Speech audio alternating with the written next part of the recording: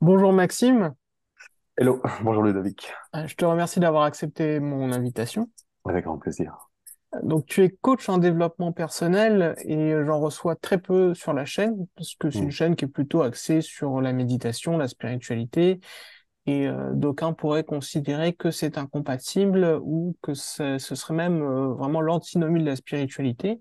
Mais je te hmm, propose qu'on évoque ce point en fin d'interview. mhm, Donc moi j'ai tenu quand même à te recevoir car dans ton activité, enfin parallèlement de ce que j'ai compris, tu as développé une activité axée sur la méditation et sur les enseignements du calme mental qui sont inspirés du bouddhisme tibétain. hmm, Et donc tu proposes aux personnes qui le souhaitent par le biais de ce que tu appelles le club Samatha de rejoindre une communauté de méditants pour intégrer dans leur vie un véritable état de présence, c'est ça. ce qui leur permet d'atteindre voilà, le calme mental et la paix intérieure. Donc, Ouais, si ça te va, on pourrait discuter de ça aujourd'hui. ouais, avec grand plaisir. Alors, pour commencer, est-ce que tu pourrais nous raconter un petit peu ton parcours dans le monde de la méditation et de la spiritualité, tes influences, tes expériences, comment est-ce que tu en es arrivé là, en fait, parce que c'est pas le chemin de tout le monde. Mhm. Et voilà, qu'est-ce que ça t'a apporté? Ouais, eh bien, ça a commencé un petit peu malgré moi, hein. Il y a eu un carrefour, un tournant dans ma vie. J'avais 30 ans à peu près à ce moment-là. J'avais vraiment l'impression d'avoir coché un petit peu toutes les cases pour être heureux, un petit peu correspondre à, comme beaucoup, hein, à un mood dans lequel il faut avoir, voilà, de l'argent, une situation, un partenaire amoureux, bref, tu vois. Et puis à ce moment-là, ça allait pas du tout dans ma vie parce que finalement, j'avais ça, mais ça me remplissait pas du tout. C'était très très vide à l'intérieur, c'était très souffrant. À ce moment-là intervient donc le coaching, Hmm. puisqu'un copain de l'époque me dit, mais Maxime, il peut pas rester comme ça. J'étais en pleine déprime, ça allait pas du tout. Je trouvais vraiment pas de sens à toute cette vie. Et je me suis fait accompagner pour la toute première fois à ce moment-là. Et mon coach de l'époque, donc me transmet plein de choses passionnantes, bien évidemment. Mais il me dit aussi un truc, il me dit, bah, maintenant tu médites, Maxime. Alors, tu médites, quoi? C'est-à-dire que la méditation, pour moi, c'était quelque chose de complètement nébuleux, déjà, et d'une. Ça n'avait pas de sens du tout. Et puis, sincèrement, rester assis sur un canapé, attendre que ça se passe, je voyais pas l'intérêt, tu vois. Je voyais pas en quoi ça pouvait m'aider que d'attendre que ça se passe, me connecter à je ne sais quoi tu vois, enfin, tu vois. Mais bon, voilà, j'avais essayé un petit peu toutes les manières de m'en sortir et n'ayant pas réussi, si tu veux, c'était un petit peu la dernière chance. Donc, j'accepte de faire ce que me dit ce coach, qui était très, très, très bon d'ailleurs. Et puis, je commence tout simplement à méditer de manière un petit peu classique avec des méditations, expansion de conscience, un petit mindfulness aussi, voilà, quelque chose comme ça. Donc c'est comme ça que la méditation rentre dans ma vie, un peu un peu au forcing finalement, sans vraiment décision volontaire de ma part. Voilà. Et puis à partir Et, de là commence donc une routine méditative. qu'est-ce qui a fait que bah, tu aies choisi aussi, parce que c'est un choix, enfin, si on considère qu'on puisse avoir des choix, Mm. mais qu'est-ce qui a fait que tu aies souhaité accompagner des personnes, des groupes sur cette voie-là? Ben, en fait, aujourd'hui, je me rends compte que c'est un bloc essentiel de l'épanouissement. Dans le développement personnel et dans le développement spirituel, il y a cette espèce de, comme tu dis, on va en parler, mais c'est cette espèce de construction là ou de déconstruction, comprendre un petit peu comment je fonctionne, les mécanismes de défense, autrement dit mon ego, tout ce pourquoi je me prends, mais qui n'est pas forcément moi, en vrai. Il existe une profondeur plus loin derrière soi ou plus profondément à l'intérieur de soi, et cette partie-là ne s'intellectualise pas. On ne peut pas comprendre notre être, on peut pas comprendre notre âme. À un moment donné, ce truc se sent, se capte, se ressent, s'éprouve. Et ça, on peut pas le faire avec juste de la PNL ou de l'EMDR ou je ne sais quoi. À un moment donné, il faut plonger dedans, quoi. Et la méditation, pour plonger dedans, ben, c'est un outil royal. C'est même, je dirais, de mon point de vue, au jour d'aujourd'hui, pour avoir essayé beaucoup d'outils, La méditation, c'est clairement le plus efficace de ces outils pour connecter à ce que l'on est vraiment. Donc c'est pour ça qu'intervient dans ma vie et dans ma transmission la méditation, parce que pour moi, être libre, être un humain heureux, bah, c'est passer par cette connexion à soi, et donc par la méditation. Et alors, on utilise ce terme de méditation. Comment est-ce que tu définirais ce mot? Alors aujourd'hui, j'ai la définition précise de la méditation qui serait un état non conceptuel sans effort. Mais avant, la méditation, à mes tout débuts, c'était fermer les yeux et faire le vide. Mhm. Donc le cliché assez répandu, voilà, qui était déjà pas si mal finalement, parce que ben, rester à ne rien faire et attendre que ça se passe, ben, pour beaucoup d'humains, c'est déjà impossible. Voilà, donc déjà la méditation, fermer les yeux et attendre, c'est énorme, hein. Et aujourd'hui, clairement, bah, c'est être capable tout simplement de ne pas avoir d'activité mentale euh, et d'agir depuis l'être, depuis l'inspiration. Je dirais que la méditation aujourd'hui concrètement, plus basiquement, tu vois, avec des mots simples, c'est ça. Et donc, tu parles de sans effort, c'est ça? Sans effort, ouais. Mais Sans effort. ça pourrait sembler paradoxal puisqu'on fait quelque chose, on s'assoit pour méditer. Et donc, Mm. est-ce qu'il y a quand même pas un effort préalable à faire ou est-ce que c'est un non-effort qu'on atteint après avoir fait des efforts? Ouais, c'est ça, c'est ça, c'est ça. Je pense que clairement, en fait, c'est un petit peu comme le sport, comme le footing, toi. Typiquement, le footing, c'est vraiment, ça illustre vraiment bien les premiers kilomètres, les premières fois où on court, c'est vraiment l'enfer, quoi. Il y a un effort, c'est évident, c'est dur, c'est éprouvant, on a des courbatures. Et puis, si on fait ça, mettons, 2 fois par semaine pendant un mois, au bout du mois, qu'on le veuille ou qu'on le veuille pas, les jambes elles courent toutes seules. Le cardio trouve son rythme, la foulée trouve son rythme. Et je dirais même que prendre son sac pour aller ou se changer pour aller courir, enfiler ses baskets pour aller courir, ben devient quelque chose de c'est évident. Parce que pour courir, il faut mettre ses baskets. Il y a plus cette réflexion de qu'est-ce qu'il faut pour courir. Et donc la méditation, c'est pareil. C'est Au début, on fait cet effort sans doute de s'installer, de se poser, cette décision de je vais méditer parce que je sais que c'est bon pour moi. Au début, il faut peut-être se convaincre aussi que c'est bon pour moi. Bon, sans doute qu'on attend des preuves. Les preuves viennent assez rapidement, hein, Mm. finalement, hein. Si on est assidu, dans le mois, il y a clairement des signes de réussite évidents. Et puis très rapidement, bah, on sait que c'est bon. Très rapidement, on se pose plus la question de est-ce que c'est bon ou est-ce que c'est pas bon. Et puis, ce faisant, se fait, quoi. Donc tu parles là des effets ou des preuves qu'on peut avoir que ça marche ou que ça marche pas. Est-ce que toi, personnellement, dans ta pratique, tu as eu des moments clés, alors au-delà même la réduction du stress et qu'on peut classiquement Mm. avoir avec la pratique, est-ce que tu as eu des moments clés de réalisation, de choses un peu qu'on pourrait qualifier d'éveil, même si ce mot pourrait faire peur, mais est-ce que tu pourrais évoquer un peu ces moments-là? Ouais, il y en a un là qui me vient à l'esprit quand tu me parles, c'est une fois en session hein, dans un temple bouddhiste en Normandie. Il y a eu cette sensation-là de voir la pensée arriver, tout simplement, de la constater et de la laisser tout simplement passer. Cet état, justement, sans effort, d'être capable de décider, de décider de réfléchir si je le souhaitais, ou de décider de ne pas réfléchir si je le souhaitais. C'est un petit peu comme ce nuage qui passe dans le ciel, mais un petit peu comme si là, cette fois-ci, j'étais par-dessus le nuage et que je le voyais. Euh, et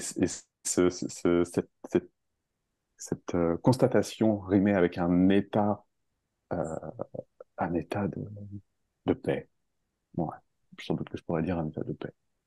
Mais alors, comment est-ce qu'on fait? Comment est-ce que quelqu'un peut débuter une pratique de méditation? Est-ce qu'il faut être bouddhiste?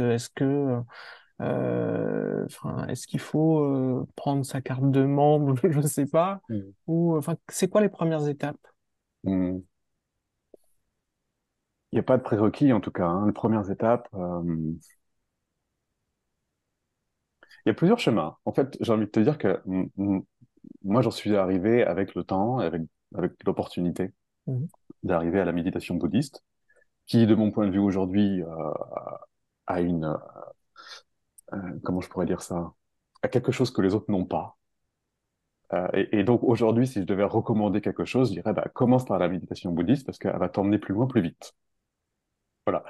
Elle est plus concrète, elle est plus logique, elle est aussi plus adaptée au monde d'aujourd'hui, puisqu'elle se pratique notamment les yeux ouverts, et ça tombe bien puisqu'on a besoin d'être présent et heureux dans la vie de tous les jours avec les yeux ouverts, ce qui est cohérent, contrairement aux autres méditations qui, de mon point de vue, sont plus cohérentes, puisque on est en paix que quand on a les yeux fermés pendant une demi-heure quand on médite.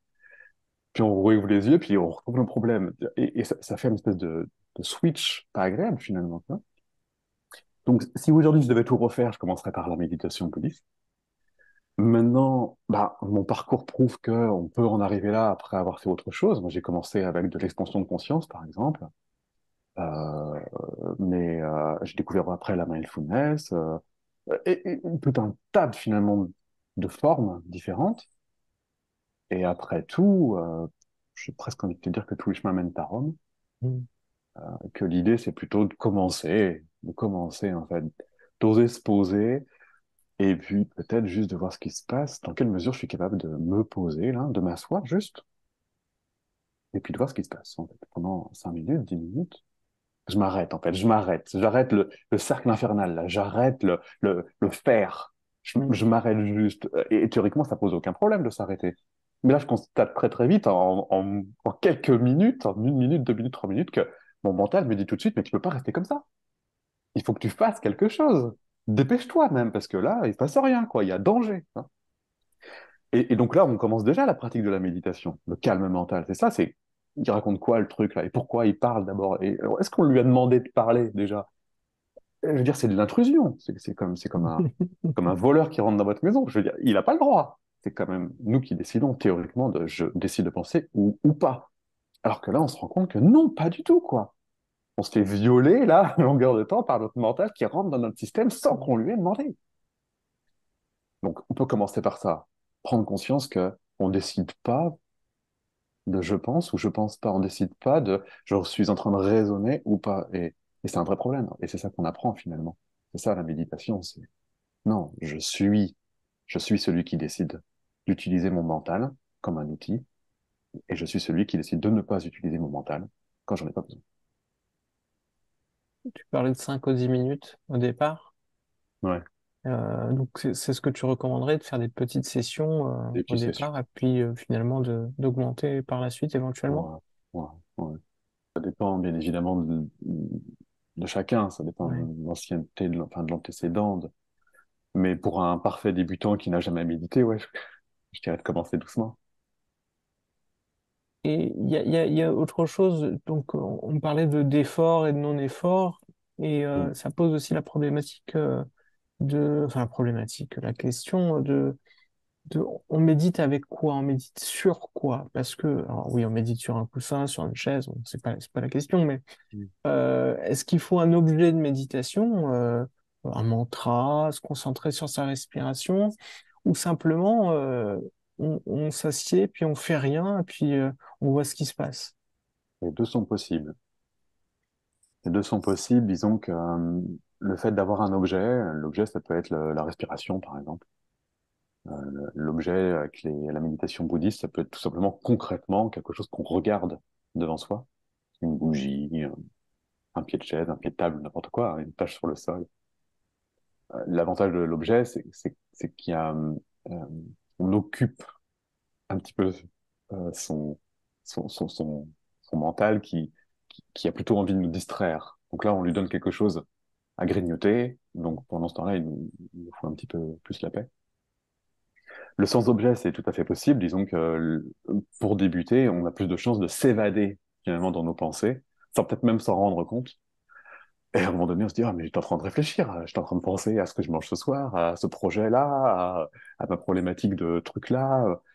Bon, et finalement, on n'est plus dans la méditation, on est dans je suis en train de penser, finalement. Donc c'est plus la même chose. Au début, c'est pas évident de reconnaître, de faire la différence entre je médite et non, en fait, je suis en train de penser. Donc le fait d'avoir un objet, donc le souffle, par exemple, voilà, je prends conscience de ma respiration, alors soit le mouvement respiratoire, tout simplement, soit l'inspiration, l'expiration. Donc, ça m'occupe. Ça peut être aussi un objet dans ma tête. Je peux avoir une représentation visuelle dans ma tête.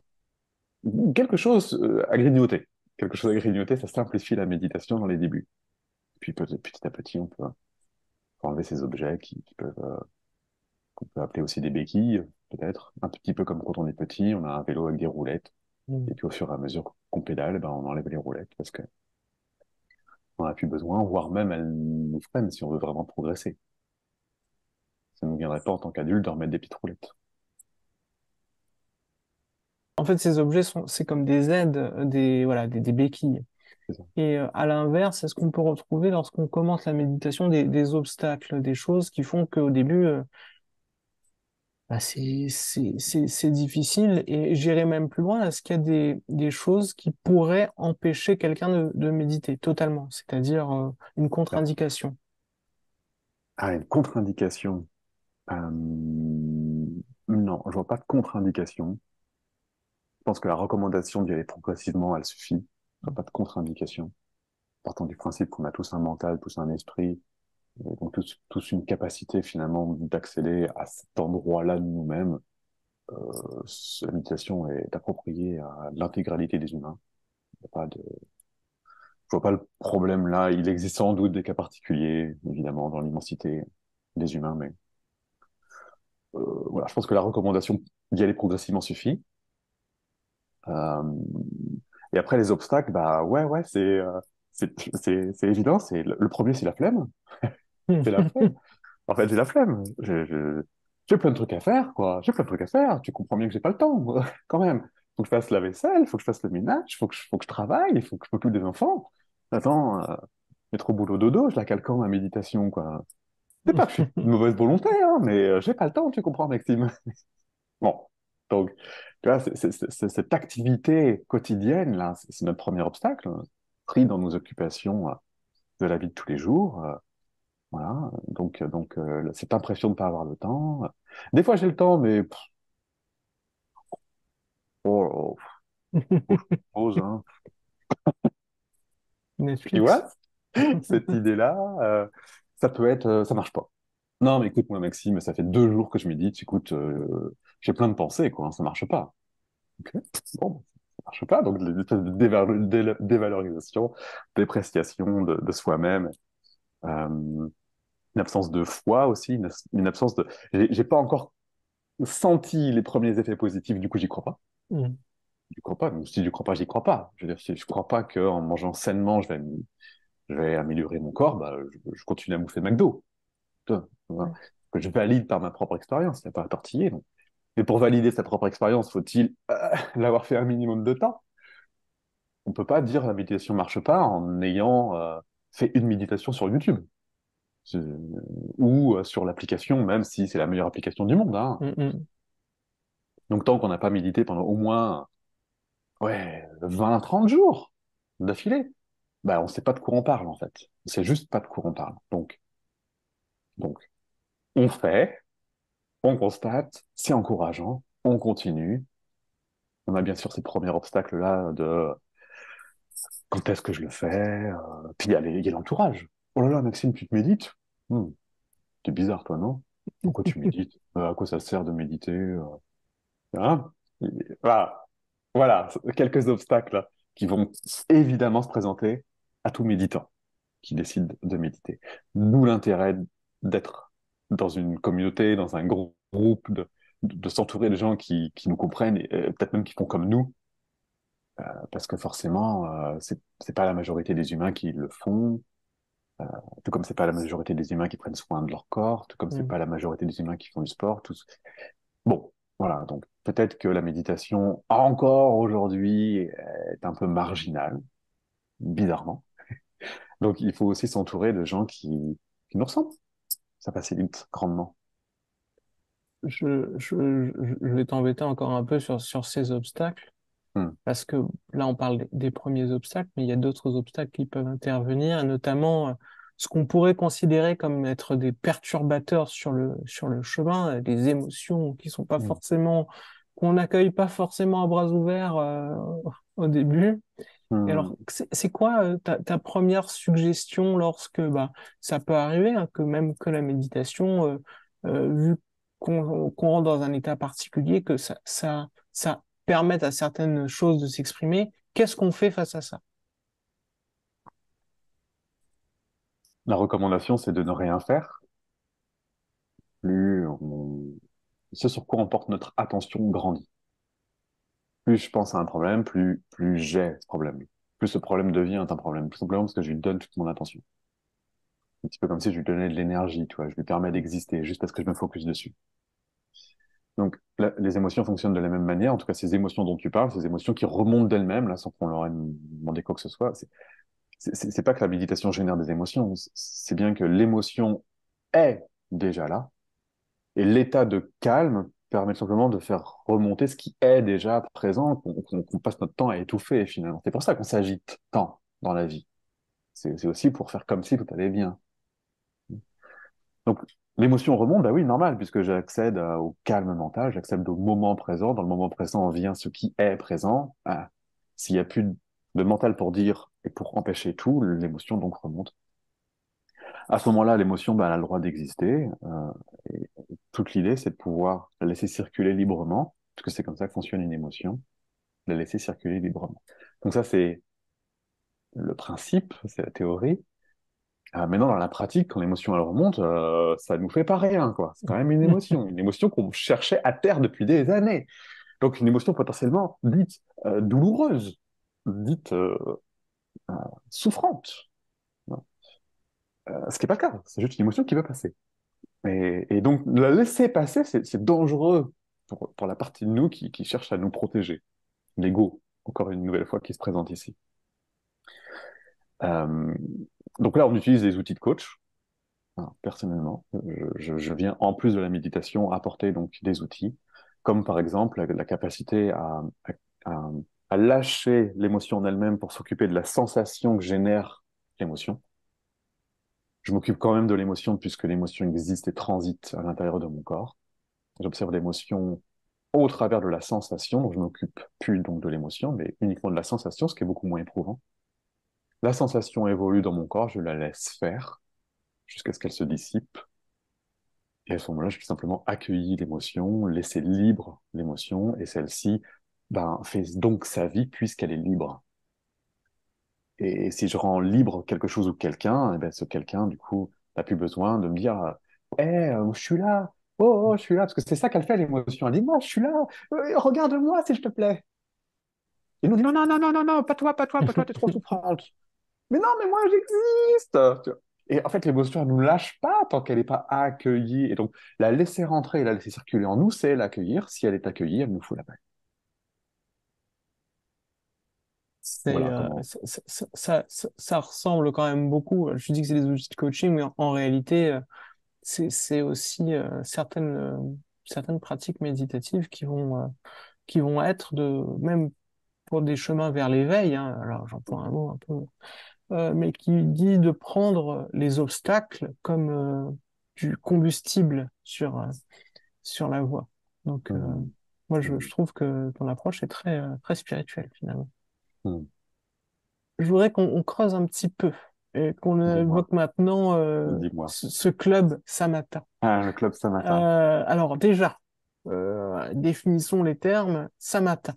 Qu'est-ce que Samata. c'est? Qu'est-ce que ça veut dire? Et c'est d'où ça vient? Dis-nous tout. Eh bien, le club Samata est né de la pratique de la méditation bouddhiste. Et dans la pratique de la méditation bouddhiste existe un sentier qui s'appelle le sentier de Samatha. On a une représentation juste derrière moi, là, si on la voit à l'écran. Donc, on voit, c'est une illustration que les bouddhistes ont fait pour pouvoir expliquer, mais avec autre chose que des mots, ce qui se passe dans la pratique de tout méditant. Toute personne qui médite jusqu'à l'éveil passe par le fameux sentier de Samatha. Et donc, j'ai repris ce mot tout simplement pour faire le club Samatha, puisque le club Samatha vise à s'entraîner au calme mental et puis à la libération donc de cette dictature du mental pour pouvoir laisser libre cours à l'être et permettre aux humains d'être heureux dans leur vie. Donc, le club Samatha, voilà, est issu du sentier de Samatha. Et le club Samatha, eh ben, c'est tout simplement un espace, un endroit dans lequel on pratique la méditation, en évitant le plus possible, en tout cas en permettant que les obstacles ne soient pas des freins définitifs. Pour revenir sur le sentier même, est-ce que tu pourrais, donc il y a plusieurs étapes, Mm. est-ce que tu pourrais rapidement brosser un petit peu, même si c'est pas dans le détail, mais juste pour qu'on puisse visualiser un peu euh, le cheminement, donc du, du, du méditant qui n'a jamais médité jusqu'au moment où il va tutoyer les cieux, on va dire. Ouais, pas de souci. Eh ben, la première étape, c'est celle un petit peu que je décrivais tout à l'heure, c'est-à-dire que je suis plein de bonne volonté, je décide de méditer. Et donc, on m'a dit, Maxime m'a dit, un lama m'a dit, un moine m'a dit, ben, tu t'assois, tu, tu vois ce qui se passe. Voilà, tu regardes un objet éventuellement. Et la première étape, c'est de se rendre compte que c'est impossible. C'est juste impossible. Le mental vient presque instantanément et puis nous emmène dans des considérations intellectuelles. Donc, je vais me poser, puis tout de suite, il y a qu'est-ce que je mange ce soir? Est-ce que j'ai fait des courses? Mais qu'est-ce que je suis en train de faire? Est-ce que je fais bien d'ailleurs? Et puis, blablabla, blablabla, blablabla, blablabla. Donc, je quitte tout de suite finalement ma méditation pour rentrer dans un raisonnement intellectuel. Mais je continue cette pratique de la méditation et puis je me rends compte que je pense un peu moins souvent. Je suis capable de rester sans raisonnement intellectuel, sans conceptualisation pendant un petit peu plus longtemps. Elle vient quand même. Donc, je me contente de revenir à moi, de revenir à ma présence à chaque fois que je me rends compte que je suis parti. Et puis, ce faisant, je reste de plus en plus longtemps jusqu'à prendre conscience que je la vois arriver. Je commence à faire la différence entre je pense et je ne pense pas. Il y a cette distinction qui devient évidente. Et donc, je reconnais la pensée pour ce qu'elle est en tant que raisonnement intellectuel. Je commence à voir quand mon esprit part dans des conceptualisations, dans des raisonnements. Donc, je commence à le sentir venir et je commence à pouvoir l'appréhender. Le libre arbitre, là, intervient. Une faculté de présence commence à être palpable. C'est-à-dire que même si je me prends encore les pieds dans le tapis, je vois que c'est possible, en fait, d'observer la pensée en tant que telle. Jusqu'à ce que cette maîtrise se développe, et puis que la pensée, en fait, je la vois passer. Et je décide de plus y aller. Je vois que, ok, il y a une pensée qui passe. Ça me demande un effort. Et puis je continue ma pratique, et puis je me rends compte qu'en fait, peu, progressivement, je passe encore plus haut, encore au-dessus. Et cet état de présence, un petit peu comme un socle, un petit peu comme une pyramide qui se pose et qui s'ancre dans le sol, en fait, cet état de présence devient de plus en plus stable. Et cette stabilité fait que je vois en fait tout le mécanisme se faire sans, sans que j'ai besoin ni d'intervenir, ni d'agir, ni de faire d'efforts. Je suis capable simplement d'être là, voyant les choses se faire, voyant les émotions circuler à l'intérieur de moi, voyant la pensée qui passe. Je décide ou pas de me mettre à penser si j'ai besoin de réfléchir à un sujet en particulier. Hein. C'est très utile de pouvoir penser, de pouvoir raisonner. C'est vraiment cette partie-là de moi, une partie-là de fond là de moi, cet être, si on doit la nommer, cette âme, cette conscience, cette lumière, chacun son vocabulaire, qui est au premier plan, qui observe tout le reste. Et je peux tout simplement être dans cet état de présence tout le temps. Et ça, c'est plutôt la fin du sentier. Voilà, un petit peu. D'un point de vue purement pragmatique et technique, tes rencontres donc du club Sanata, donc là on passe sur le côté club, donc c'est une pratique en groupe. Ouais, Alors, ça se passe essentiellement de ce que je vois par Zoom, mais il y a oui, aussi des moments où je propose aux membres qui font partie de ce club de se retrouver pour des pratiques euh, en vrai, on va oui, dire. oui, Est-ce que tu pourrais aborder un petit peu ce point? oui. On se rencontre à peu près 4 fois dans l'année. On va en Normandie, dans un temple bouddhiste qui s'appelle Vajradharaling. Et il s'y passe plusieurs choses. Hein. Il y a à la fois de la pratique, il y a à la fois des enseignements. ces enseignements. Donc, il y a une progression, hein, au fur et à mesure qu'on monte le sentier de Samatha. On n'a pas besoin des mêmes outils.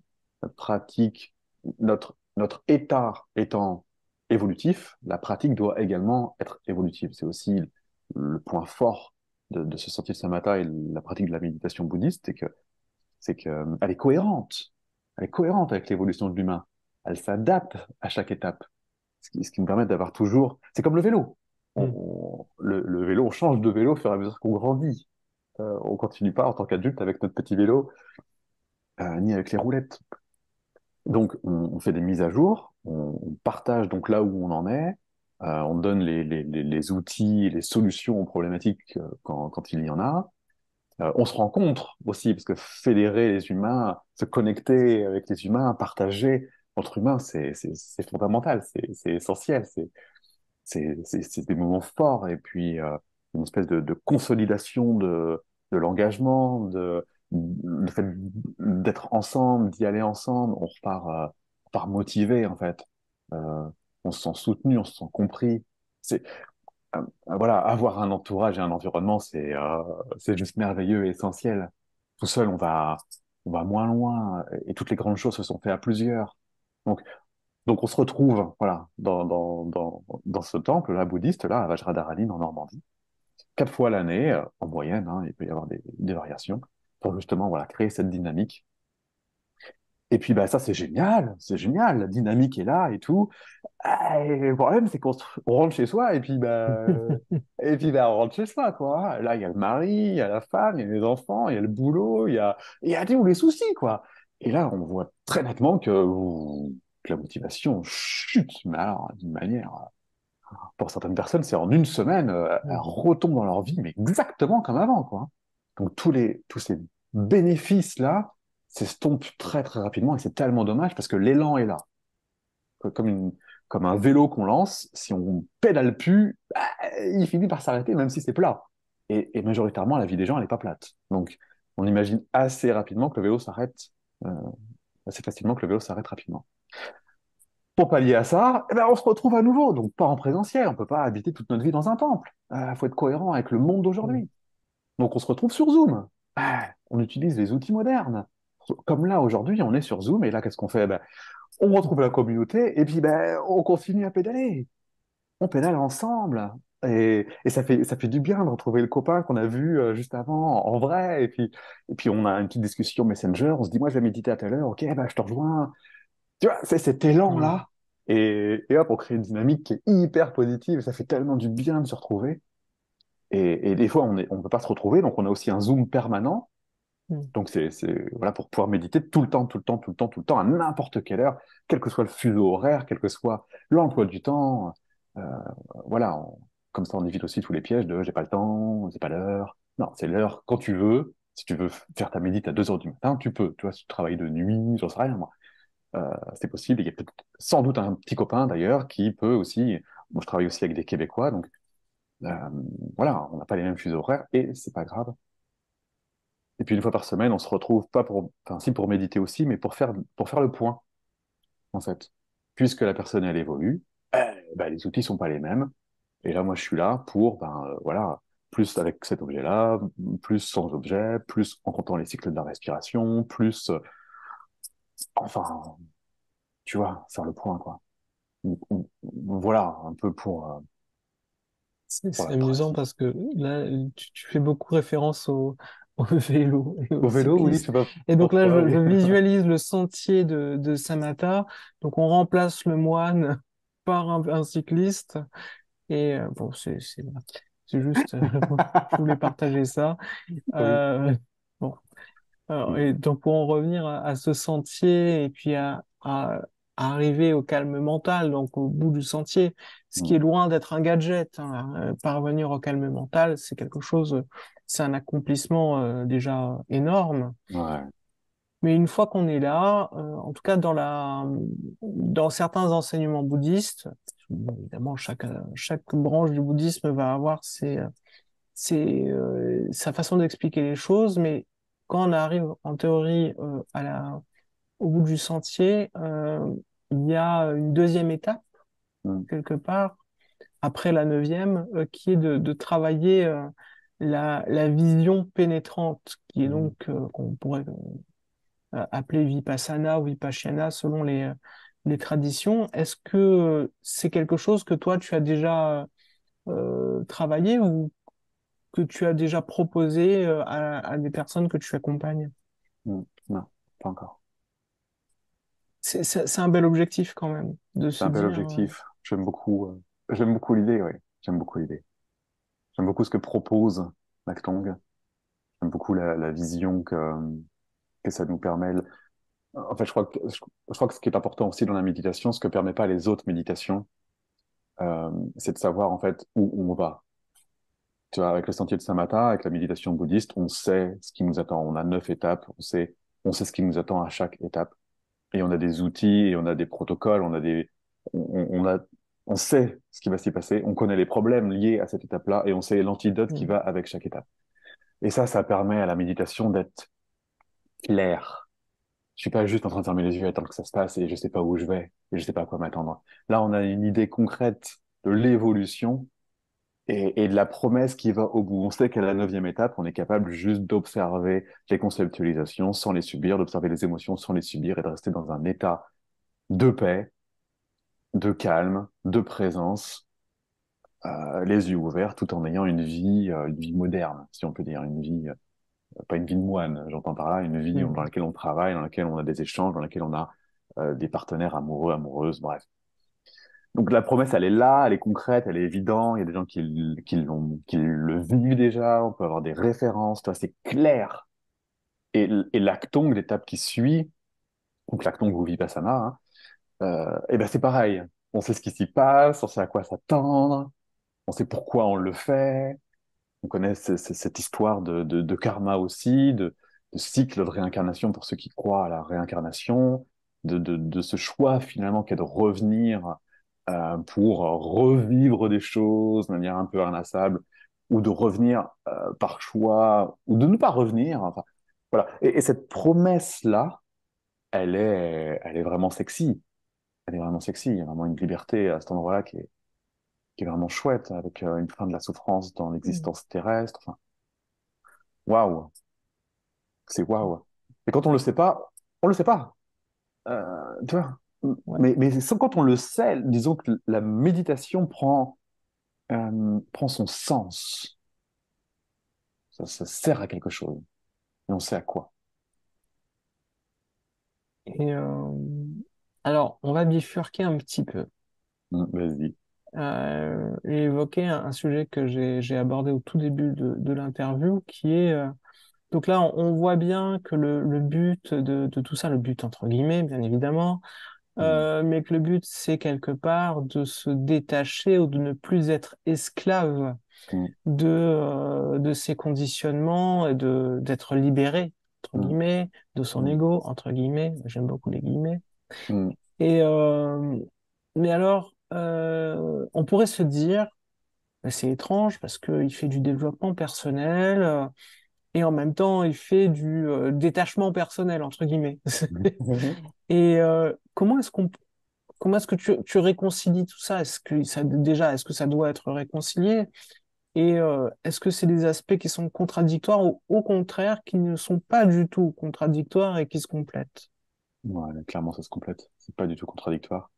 Moi, je trouve aujourd'hui que c'est essentiel, en fin de compte. Euh, euh,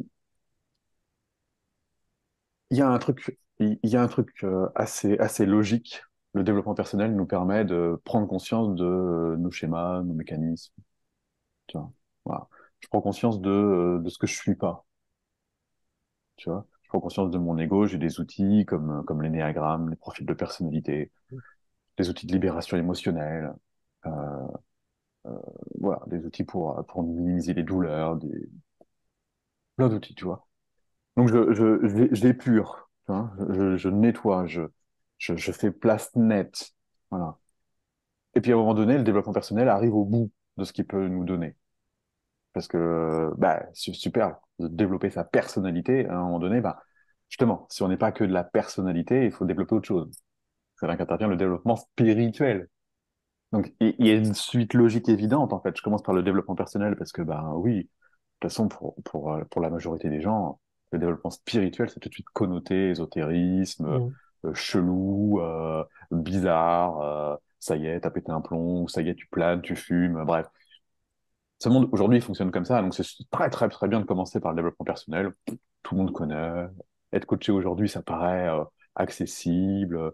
Avoir un psy, ça va. C'est de moins en moins péjoratif ou connoté. T'as un problème, tu veux qu'on en parle. Tu vois. Voilà. Je dirais qu'aujourd'hui, petit à petit, c'est plutôt les gens qui ne sont pas du tout accompagnés qui sont louches. Mm. Parce que celui qui travaille pas du tout sur lui, bon, bah, on peut assez facilement deviner que il est teinté de problèmes qu'il ne le voit pas lui-même. Ça se voit dans sa vie quand même qu'il a un problème, mais lui-même ne le sait pas. Ça s'appelle l'inconscient inconscient. Il ne sait pas qu'il a un problème, il est inconscient de son Mm. inconscience. Bref. Donc, développement personnel, très bien, je travaille sur moi, voilà. Puis à un moment donné, bah, j'arrive au bout de quelque chose, c'est-à-dire que bah, j'ai beau tout savoir, ça suffit pas pour me rendre heureux. J'ai beau tout savoir que je fonctionne comme ça, j'ai beau savoir que bah oui, ma mère m'a dit ceci, mon père m'a dit cela, c'est pour ça que je suis blessé ici, c'est pour ça que ma vie aujourd'hui ressemble à ça, bah oui, j'ai tel conditionnement, j'ai telle croyance, j'ai telle philosophie de vie, parce que oui, parce qu'il s'est passé plein de choses dans cette vie-ci ou dans les autres. Très bien, ok, et, et, à un moment donné, on arrive au bout de quelque chose. Et là, embraye, mais très naturellement, c'est d'une simplicité, c'est cohérent, c'est facile, c'est logique, c'est comme on grandit, on change de vélo, c'est pareil. Arrive le développement spirituel, c'est OK, ben, à quoi ça sert du coup tout ça en fait? Pourquoi je suis là? Et puis je qui d'abord? Et puis comment je fais pour me réaliser finalement? Et puis c'est quoi d'abord se réaliser? Et puis c'est quoi faire ce que j'aime? Et puis comment on fait ce que j'aime? Et puis qu'est-ce que je veux en fin de Mm. compte? Et là, on est sur des thématiques spirituelles. C'est des questions existentielles qui sont fondamentales. C'est fondamental que l'humain se pose ces questions-là. Et là, qu'on le veuille ou qu'on le veuille pas, on switch dans le développement spirituel. À quoi ça sert? Et puis qui je suis? Et là, si on glisse là-dedans, on se rend compte de choses extraordinaires, quoi. Euh, Parce que ce qu'on est, en plus, ça échappe à notre mental. Donc, on voit bien que le développement personnel, là, il peut plus nous aider parce qu'on est autre chose que de la Mm. compréhension intellectuelle. Donc les deux sont très, très liés. Et moi, ce que je constate, c'est que les gens qui ne font pas le développement personnel ont aussi un risque qui leur peut donner, c'est de tomber dans, moi, je suis spirituel. Mm. Je fais des pratiques spirituelles. Et là, on tombe dans de l'ego. L'ego qui s'identifie. Donc, je deviens quelqu'un, je renforce une personnalité spirituelle. Mm. Là, je deviens quelqu'un de perché, effectivement. Tout ça parce que je ne connais pas les principes du développement personnel de base, c'est-à-dire l'identification, les croyances, le conditionnement. Et là, je me conditionne, je me fabrique une nouvelle personnalité. Donc, j'étais un mec normal, et puis d'un coup, je deviens un mec spirituel parce que je fais de la méditation. Bah, allô, quoi. En fait, non. Arrête de te prendre pour quelqu'un, arrête de t'identifier, lâche les barrières de l'ego, lâche les défenses, arrête de prouver je ne sais quoi à je ne sais qui, connecte-toi à ton cœur, arrête d'être meilleur que je ne sais qui. Et tout ça, c'est du développement personnel. Donc, sans le développement personnel, le développement spirituel, il peut être bancal et on tombe dans des dérives vachement graves de gourous, de trucs tout dommage, hein, tout dommageable, hein. Tout ça parce qu'il n'y a pas de construction avant ou de déconstruction égotique, justement. Et l'ego, dès qu'il peut prendre des morceaux, il prend des morceaux, hein. Mm. C'est pas forcément fin, un ego, hein. C'est pas très, très malin, hein. Donc, je trouve que le développement personnel, de mon point de vue, de mon point de vue de coach, de thérapeute, d'hypnothérapeute, le développement personnel, il est essentiel, en fait. Et il est tellement, c'est le yin et le yang, tu vois, Mm. c'est le on-off, c'est le jour et la nuit.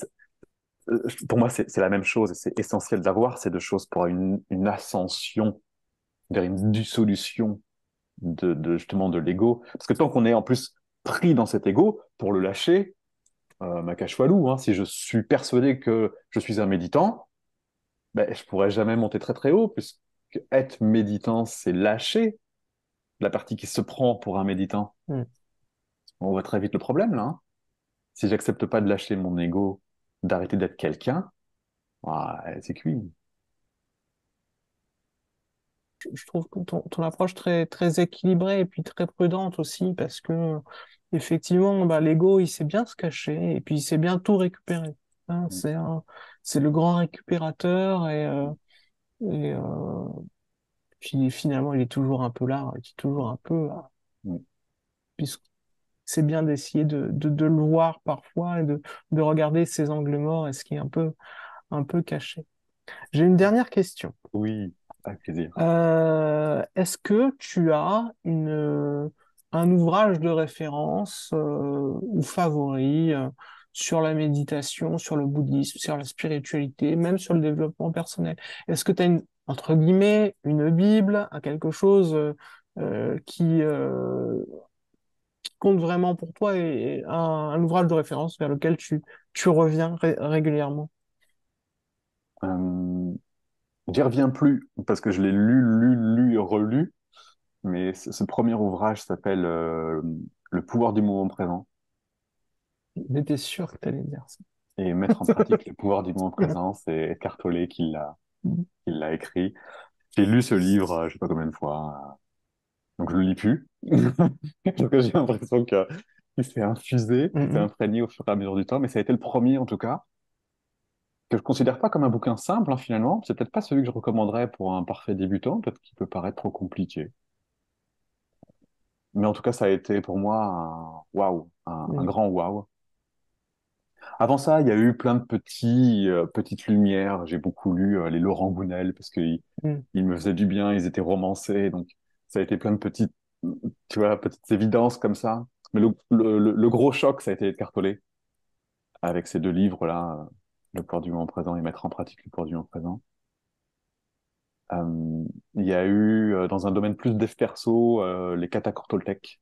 Oui, Les Kata effectivement. Toltec qui paraissent simples, mais finalement, à appliquer, il y C'est a très pas peu si de, simple à il appliquer y a, au quotidien. il y a très peu de personnes, même, enfin, même moi, enfin, je veux dire, être tout le temps dans la parole impeccable, dans ne pas faire de suppositions, ne pas en faire une affaire personnelle, ben, c'est gentil, mais tant qu'il y a des émotions, c'est juste pas possible, en fait. Voilà. Ça, c'est un Donc, entraînement après. c'est un vrai entraînement. C'est un vrai entraînement. Donc, ce livre, pour moi, c'est vraiment, il y a la première lecture qui décrypte, qui dit, ah oui, oui, bah oui, c'est évident. Puis après, bah, faut le mettre en pratique, justement. C'est toute une autre dimension. Pour aider à ça, il y a Thomas Dazenbourg qui m'a beaucoup aidé Mm. avec Cessez d'être gentil, soyez vrai. Donc, sur une base de CNV, communication non violente, qui est pareil, qui est super sur le papier. Mais alors, être non violent quand tu as des émotions et que l'autre, il appuie sur une blessure, c'est juste impossible. Mm. Donc, encore une fois, on revient sur un aspect émotionnel, et encore émotionnel, et encore émotionnel. Les émotions sont tout le temps là, hein. C'est fondamental, petit message aparté, c'est fondamental de travailler sur le sujet, le thème des émotions, sans quoi on embarque toujours dans des histoires dramatiques. Et bon, voilà, on a mieux à faire que ça. Oui, puis là, juste un truc qui me vient, c'est-à-dire qu'il faut pas non plus que cette position spirituelle de calme mental qui est fondamentale soit aussi une porte au contournement, à l'évitement Non, bien sûr, spirituel, parce que tout à fait. ce qu'on met sous le tapis finalement finit par ressortir un jour et c'est jamais très joli. Hmm. Je, enfin, Ouais, c'est ce qui me venait là. ouais, ouais. Bon. Ben, je te remercie en tout cas pour tout ça et Hmm. pour ces explications détaillées. Hmm. Je mettrai dans la description de la vidéo toutes les informations pour Club Samata, pour ton blog et tout ce qui permet de te contacter. Hmm. Euh, et donc, je te souhaite de passer une excellente journée et je te dis à très bientôt. Je te remercie pour ce moment, et puis à très Allez, bientôt, avec plaisir.